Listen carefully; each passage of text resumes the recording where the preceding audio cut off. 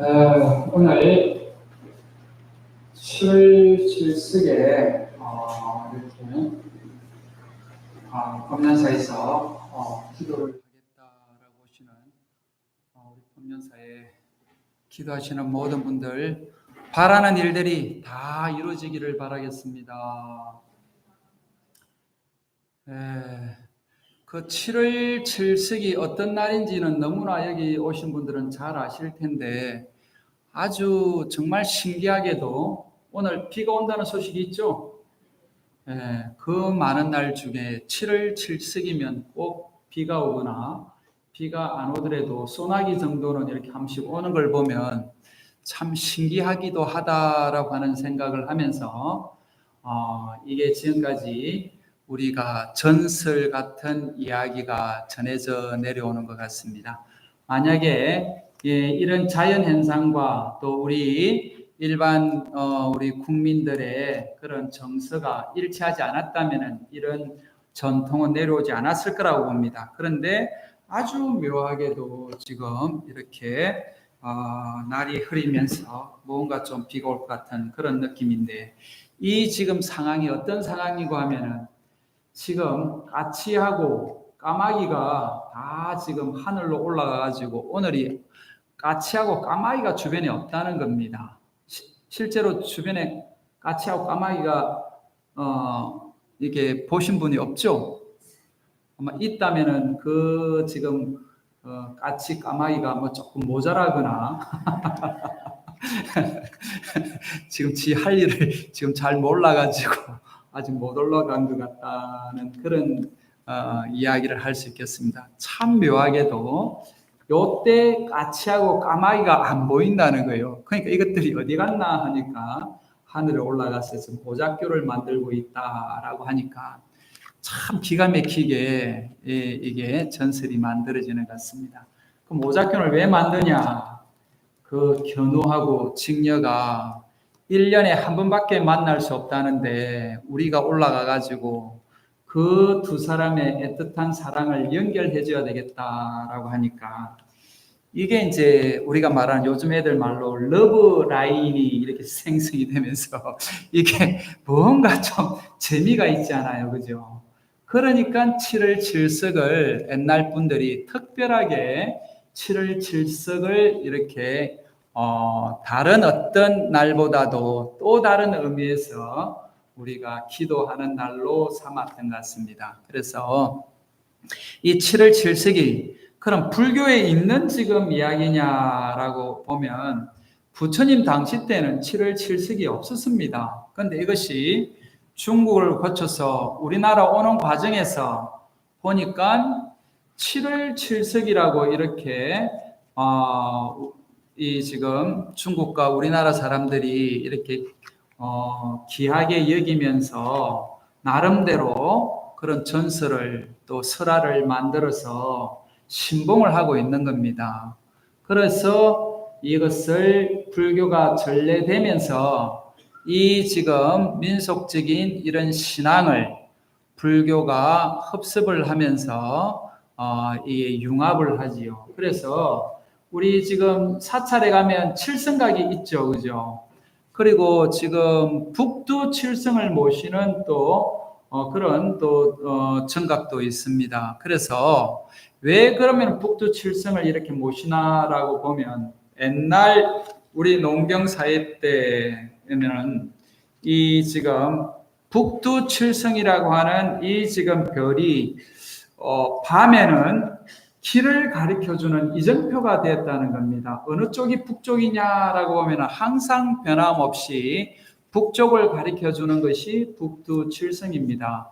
그런데 그 북두칠성이 우리 백성들에게 우리 지금 국민들한테 생명을 준다라고 하고 또 복을 준다라고 이야기를 하면서 그 북두칠성을 잘 모시고 잘 지내면 생명과 복이 이렇게 늘어난다라고 하는 이런 믿음이 있었던 것 같습니다. 이것을 불교가 오면서 치성광열애라고 하면서 부처님의 이름을 붙여서 부처님을 말 그대로 화연을 했다라고 하는 그런 차원에서 불교가 이렇게 지금까지 이렇게 7월 7석을 모시고 있습니다. 그렇게 보면 우리 불교가 부처님의 가르침이 얼마나 대단한가라고 보면 부처님은 나 자신 서가모니 부처님 혼자만 믿으라,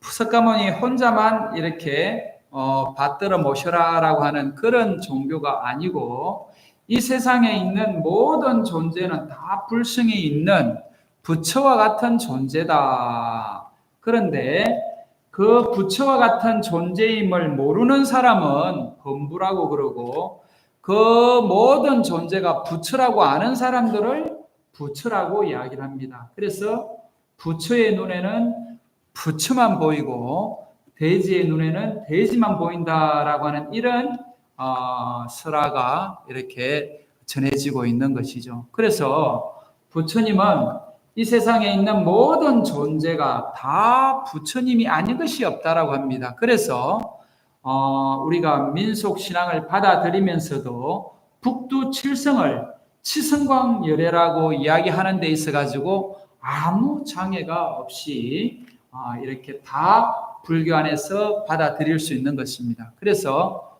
화엄경에도 뭐라고 이야기하는가 하면은 모든 것이 마음으로 다 이루어진 것이다. 일체 유심조다라고 이렇게 이야기를 합니다.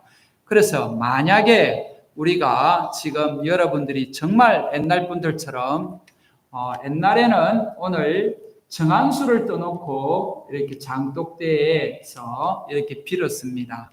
왜 정한수를 떠놓고 장독대에서 빌었는가라고 하면은 장독대가 옛날에는 신성한 곳이라고 이렇게 믿었다는 겁니다. 그래서 우리가 그 집에 음식 맛을 보려면은 장맛을 봐야 된다라고 하는 것처럼 이 장이 아주 중요한 집안의 먹거리였습니다. 그래서 장을 잘 이렇게 보관하는 장독대에다가 정한수를 떠놓고 빌었다라고 이렇게 이야기를 하는 걸 보면 옛날 우리 부모님들은 그렇게 했을 텐데 우리 불교가 들어오면서 7월 직성날 절에 와서 기도하는 풍습이 생겼다는 겁니다. 그래서 오늘 여러분들이 어떤 소망을 가지고 여기 왔는지는 여기 지금 한 50명이 앉아 있으면 50분의 소망이 다 다를 것이라고 봅니다.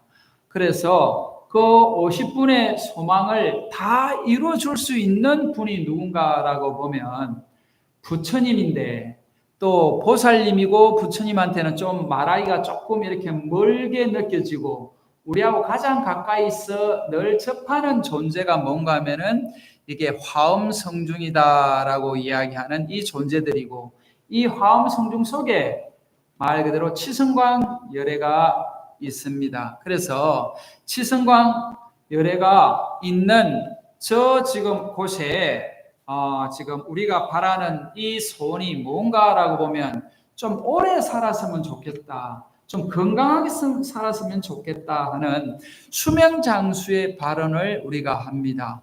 왜 수명장수의 발언을 하는가 하면 우리는 오래 살고 싶습니다. 여기 계시는 분들이 나 빨리 죽고 싶다라고 하는 사람은 여기 한 분도 없을 거라고 봅니다. 만약에 빨리 죽고 싶다라고 하는 사람이 있다라고 하는 것 같으면 아마 이 자리에 앉아 있지 않을 거라고 봅니다. 제가 어제 한강 다리를 대교를 건너면서 제가 특별한 광경을 봤습니다. 한강대교에 보면은 거기 한강대교를 뛰어넘지 못하도록 미끄럼틀로 이렇게 지금 그 투명 그 플라스틱으로 미끄럼틀을 만들어 놓은 거 아마 보신 분들 계신지 모르겠는데 그냥 무심코 지나가면은 그냥 지나갈 텐데 제가 어제 저게 뭔가 하고 보니까 이 난간에 플라스틱으로 이렇게 해서 미끄러지게 올라가지를 못하게 만들어 놨어요. 그래서 참 사람들이 이렇게 자살률이 높다라고 하는 것을 반증한다라고 하는 건데 우리나라가 세계에서 자살률이 제일 높답니다. 다른 나라도 아니고 우리나라가 자살률이 높다는 것에 대해서 우리가 한 번 더 생각해 봐야 되지 않겠나 하는 생각이 듭니다. 그런데 그 죽으려고 하는 사람의 그 지금 마음이 얼마나 절박했으면 죽겠냐라고 하는 그런 부분도 있는데, 만약에 그분들이 불교를 제대로 알거나 부처님의 가르침을 조금이라도 이해하고 조금이라도 그거에 대해서 깊이 사유했다라고 하면은 스스로 죽음을 택하겠다라고 하고 한강을 가지 않을 거라고 봅니다. 그리고 한강도 그냥 다리만 있으면 되는데 플라스틱으로 그렇게 사람을 보호한다고 그렇게 해놓은 걸 보면은 저렇게 해가지고 저기서 죽겠다고 마음을 했던 사람들이 여기는 못 죽는구나 하고 죽음을 포기할까라고 하는 생각도 있지만, 또 다른 데 가서 죽음을 또 시도하지 않겠나 하는 그런 또 생각도 들더라고요. 그래서 이 죽음을 우리가 이렇게 어떻게 보면은 조금 멀리 하려고 하는 것이 대부분의 사람입니다. 그래서 장수하기를 바라고 또 오래 살아야 되겠다라고 하는 그런 바람을 가질 수밖에 없습니다. 제가 그저께 시달림 갔던 분이 94세 이렇게 돌아가셨는데, 아주 집에서 운명을 하셨다라고 합니다. 그래서 가족들하고 다 같이 있는 데서 이렇게 94세 가셨다라고 하는데, 94세 갔다라고 하니까 다들 오래 살았다라고 하는데, 요새는 94시 오래 산 게 아니랍니다. 그런데 가족들은 그래도 슬퍼서 이렇게 관을 붙잡고 울고, 또 들어갈 때도 그냥 울고 하는 걸 보면 죽음이 정말 모든 사람들한테는 정말 슬픔이고 또 겪지 말아야 될 일이다라고 이렇게 생각할 수밖에 없는 상황인 것 같습니다. 그런데 한편으로는 이 죽음을 우리가 가만히 좀 더 깊이 있게 생각을 해보면, 왜 죽음이 있는가라고 부처님은 생각을 했습니다. 왜 죽음이 있는가라고, 왜 죽음의 고통을 이렇게 겪어야 되는가라고 보니까 태어났기 때문에 죽는다는 겁니다. 그래서 부처님은 어떻게 이 지금 삶을 이야기하는가 하면은 이렇게 이야기를 합니다. 만약에 지금 여기 있는 사람들 중에 우리가 수명이 얼마나 긴지를 안다라고 하는 사람은 좀 이야기를 해라 하고 제자들한테 물었습니다.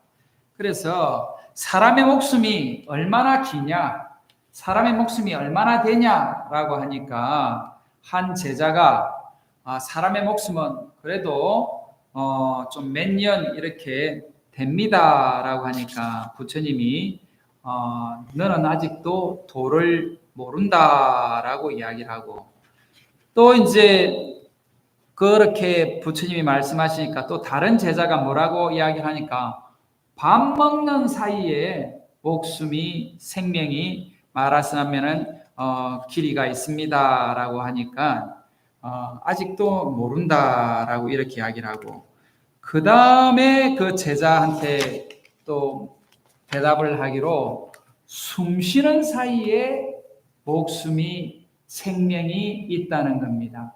그러니까 부처님이 그대가 도를 알았다라고 이야기합니다.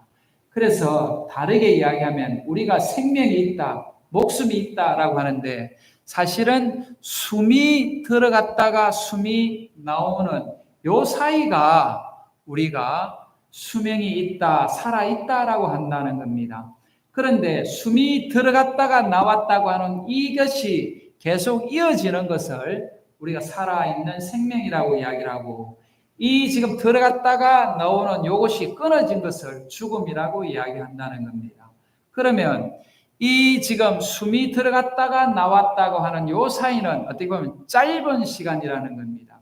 그런데 이 짧은 시간이 계속 이어져서 우리가 아무리 많이 살아도 100살 이상은 살기가 어렵다라고 하고, 만약에 100살이 됐는데도 더 살기를 바란다라고 한다라고 하는 것 같으면 지금은 120세까지 산다라고 합니다. 만약에 우리가 120세까지 살았다라고 하는 것 같으면 그러면 무슨 재미가 있겠습니까? 120세 산 그 재미가 있겠습니까? 그래서 이 삶에 대해서 우리가 깊이 생각해 볼 수밖에 없는 겁니다.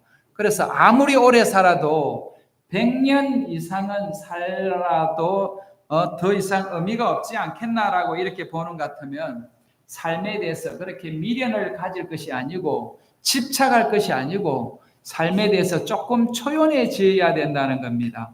그래서 이제 우리가 보면 부처님이 생사가 둘이 아니다. 부처님이 지금 아무리 우리가 영원히 산다라고 하는 그런 말씀을 하셨습니다. 그래서 무량수라는 표현을 씁니다.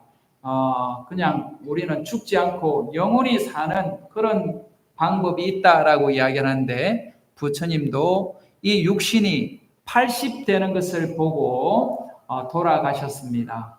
육체의 한계는 있다는 겁니다. 그런데 우리가 뭘 깨닫고 생사가 없다라고 이야기하는가 하면은 이 육신을 갖고 태어난 것은 아무리 살아도 100년을 지탱하기가 어렵다는 겁니다. 그런데 영원히 살 수 있는 뭔가를 깨치게 된다라고 하는 것 같으면은 무량수의 세월을 살 수가 있다는 겁니다. 그래서 아미타 부처님을 무량수, 무량광이라고 이야기를 합니다. 그래서 오늘도 여러분들이 법당 앞에서 이렇게 보니까 꽃이 너무 이쁘게 이렇게 꽃꽂이를 하셨습니다. 그래서 꽃꽂이를 이렇게 하신 분한테 항상 감사한 마음이 있습니다만은 이 꽃을 볼 때마다 어떤 생각이 드는가 하면 이 꽃이 영원했으면 좋겠다라고 하는데 일주일도 못 갑니다. 그래서 지금은 이 붉은 꽃이 지금 우리를 향해서 이렇게 웃고 있지만 내일 아침 보면은 이것이 시들시들해가 있습니다. 그리고 또 다른 꽃몽오리가 붉은색을 띠면서 우리를 맞이합니다. 근데 우리는 어떤 착각을 하는가 하면은 어제 우리를 맞이했던 그 붉은 꽃이 오늘도 맞이한다라고 생각을 하고 내일도 맞이할 것이라고 생각을 하면서 이 붉은 꽃이 영원히 있었으면 좋겠다라고 생각을 합니다.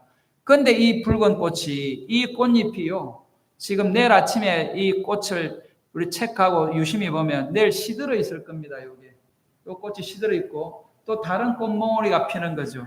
그래서 일주일도 못 갑니다. 그래서 또 다음 주에는 또 다른 꽃이 올라옵니다.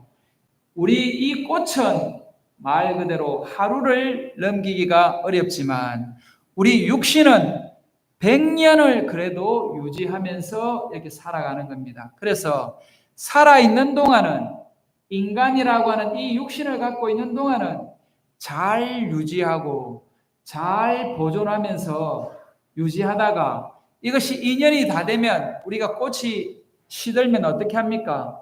그냥 미련 없이 버립니다. 그리고 미련 없이 버려졌던 그 꽃은 다시 흙으로 돌아가고 다시 그 흙으로 돌아갔던 그 지금 꽃이 또 그름이 되어서 다음 언젠가 또다시 이런 모습으로 우리 앞에 나타날 것이라고 하는 그 믿음이 있기 때문에 우리는 꽃을 버려놓고 슬퍼하지는 않습니다. 그런데 인간의 이 육신은 떠나고 나면 아까도 이야기했다시피 우리가 장례식장에 가거나 화장장에 가면은 울고불고 야단이 아닙니다. 그런데 만약에 우리가 이 불교를 제대로 알고 이 윤회를 제대로 이해한다라고 하는 것 같으면 이 육신은 떠나지만 지금 이 육신은 늙고 병들어서 우리를 떠나지만은 다시 건강한 모습으로 다시 만날 수 있는 뭔가가 있다라고 하는 그 확신이 있다라고 하는 것 같으면은 우리는 떠날 때 웃으면서 빨리 이 지금 넓고 힘없고 이렇게 주름진 그 육신을 벗어 던지시고 다음에 더 생생하고 좀 싱싱한 모습으로 우리가 다시 만납시다라고 하는 이 마음을 낸다라고 하는 것 같으면 우리가 죽음에 대해서 너무 그렇게 슬퍼할 일도 아니고 죽음에 대해서 그렇게 두려워할 일도 아니다라고 하는 것을 오늘 여러분들이 좀 이렇게 깊이 있게 성찰한다라고 하는 것 같으면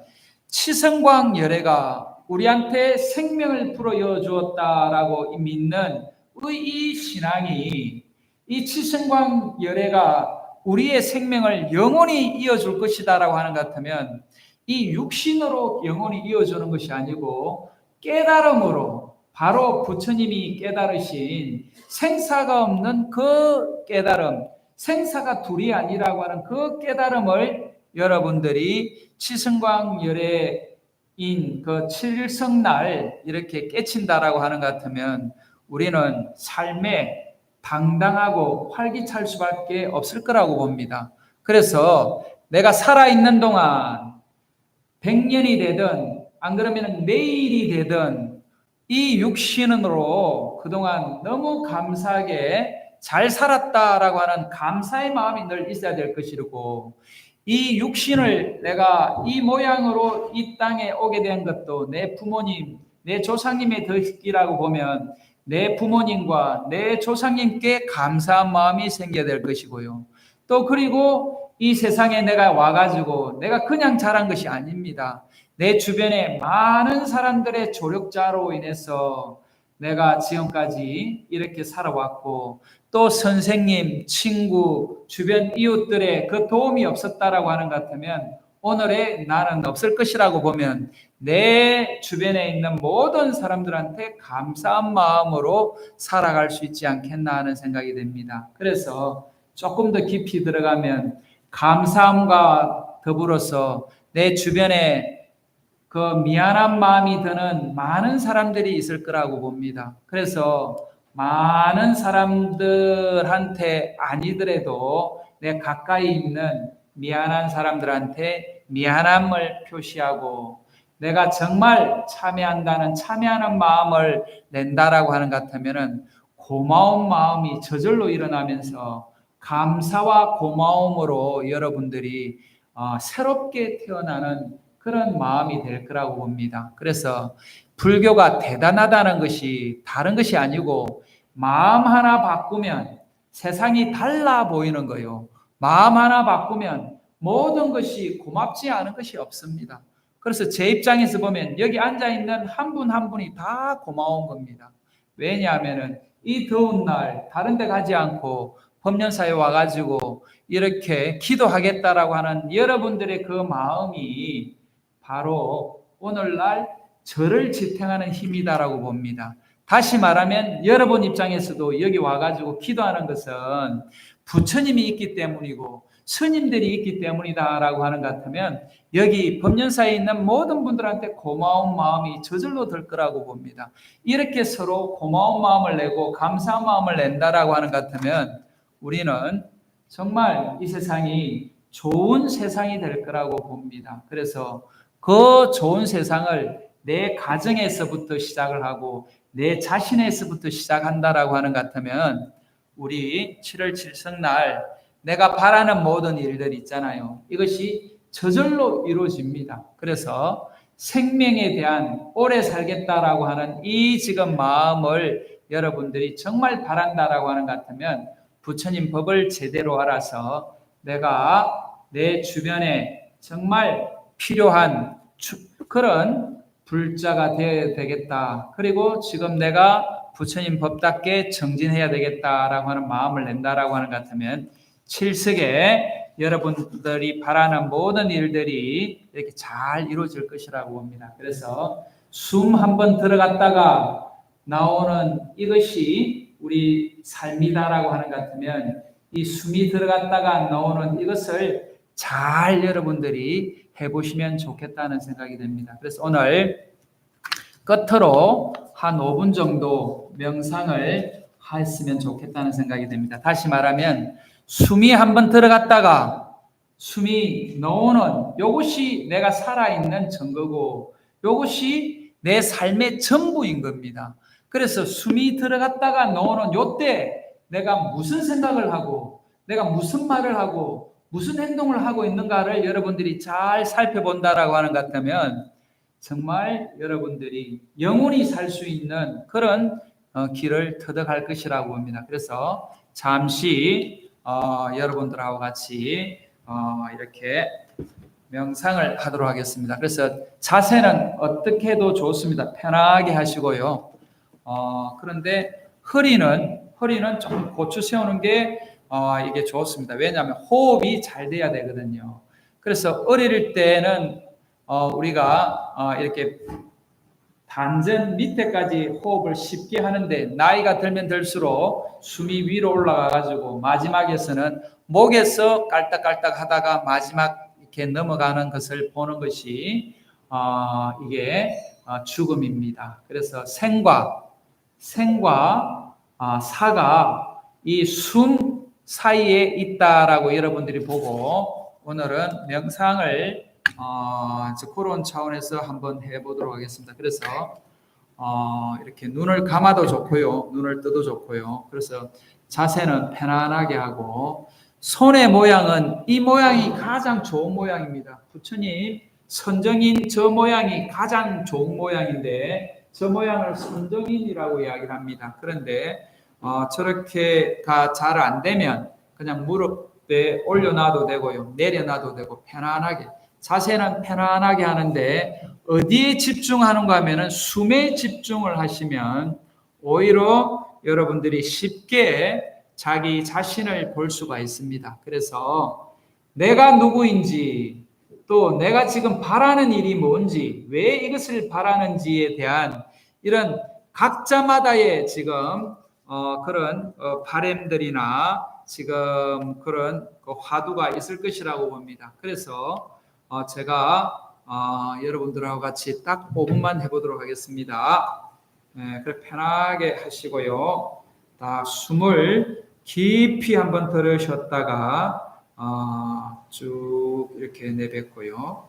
또 깊이 들으시고 자기 역량껏 하시면 됩니다. 그렇게 해서 한 3번 정도 저 밑에 단전까지 쑥 내려가는 숨을 한번 쉬고 그 다음에 자기가 지금 생각하는 부분이 있든지 그렇지 않으면 숨이 들어갔다가 나갔다가 하는 것을 계속 관찰해 보는 것도 좋은 방법입니다.